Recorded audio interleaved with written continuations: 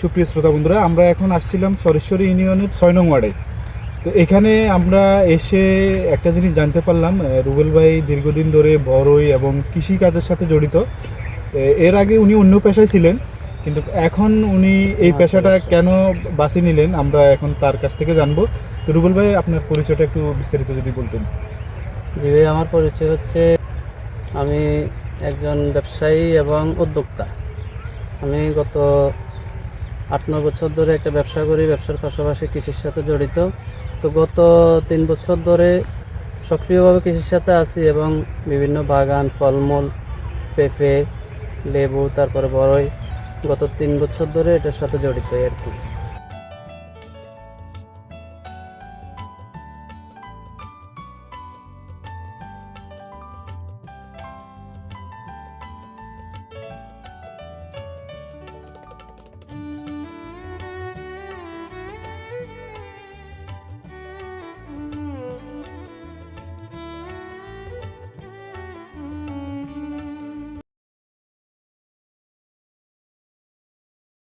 আচ্ছা রুবেল ভাই, আপনার কাছে আরেকটা জিনিস জানতে চাইবো, মানে এত পেশা থাকতে আপনি কৃষিকে কেন মানে বেছে নিলেন? আসলে এটা হচ্ছে ভাইয়া, কৃষি সেক্টর অনেকে ভাবে যে কৃষি একটা খারাপ পেশা, মানুষের পেশার মধ্যে কৃষি পেশাটা খারাপ চোখে দেখে, খারাপ ভাবে। কিন্তু আমরা যখন এটা শুরু করছি, ধীরে ধীরে যখন আমরা সফলতা দেখতেছি, আধুনিক কৃষি কিভাবে করতে হয়, স্মার্ট কৃষক কিভাবে হতে হয়, আমরা এগুলা ধীরে ধীরে এগুলার বিশ্লেষণ করি। এগুলার মধ্যে থেকে যে আধুনিকতার ছোঁয়া এবং সফলতার ছোঁয়া দিন দিন, মানে এটাতে যে ভালো কিছু আছে, এটা আমরা খুঁজে পাইছি।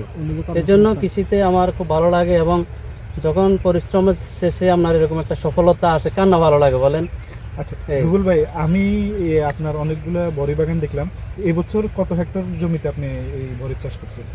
হেক্টর বলতে আমার এখানে 40% জমি। এটা হচ্ছে গত বছর আমরা আপনার এপ্রিল মাসের 2 তারিখে লাগাইছিলাম। তো গত বছর আলহামদুলিল্লাহ খুব ভালো ফলন হয়েছে, খুব ভালোভাবে বিক্রি করেছি। তো এই বছর আমি আরও 160 শতক জমিতে আপনার বড়ই লাগাইছি, আপেল কুল, বলসুন্দরী এবং ভারত সুন্দরী জাতের আর কি। এই গাছগুলো লাগাইতে মোট আপনার কত টাকা খরচ হয়েছে আনুমানিক? আনুমানিক আমি গত বছর যে এখানে 40% করছি, এখানে আপনার প্রায় আমার নিজের পারিশ্রমিক সহ হিসাব করলে আমার 1 লক্ষ টাকা এখানে খরচ হয়েছে। এই বছর আপনি সর্বমোট কত টাকার বড়ি বিক্রি করবেন বলে আশা করতেছেন? এবছর আসলে এখনো তো ফল শুরু হয়েছে, মাত্র বিক্রি শুরু হয়েছে, বলা যাবে আরো পরে ইনশাল্লাহ। তারপরে একটা ধারণা ভালো কিছু হবে এই আর কি। অন্তত 3-4 লক্ষ টাকার আশা করা যায় 40% থেকে আর কি।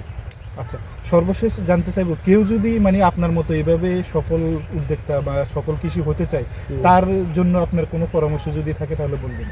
অবশ্যই পরামর্শ। দেখেন ভাই, কৃষি সেক্টর আরেকটা নোংরা জগৎ।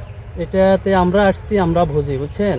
এলাকা ভিত্তিক যখন আরো পার্শ্ববর্তী কৃষক থাকে, যখন বড় বড় কোনো উদ্যোক্তা থাকে, এরা চায় না যে আরেকজন বড় কৃষি উদ্যোক্তা মানে হোক, হয়ে উঠুক, সৃষ্টি হোক বা হয়ে উঠুক, এটা কেউ চায় না। প্রত্যেক সেক্টরে একটা প্রতিহিংসা থাকে।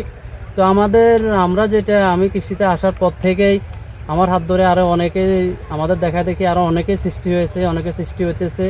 আমরা চাই যে আরো হোক, এভাবে সারা হাতিয়াতে হোক, বাইরে হোক, আমাদের দেখা দেখি এবং অনেক জায়গাতে হচ্ছে। অনেকে আমাদের থেকে বিভিন্ন পরামর্শ নিচ্ছে। আমাদের কথা হচ্ছে কৃষিতে ডেভেলপ হোক, কৃষিতে ভালো কিছু হোক ভবিষ্যতে। ধন্যবাদ আপনাকে আপনার এই সকল সুন্দর এবং সুশীল উপস্থাপনার জন্য। ঠিক আছে ভাই, ধন্যবাদ আপনাকে। আসসালামু আলাইকুম। আসসালামু আলাইকুম।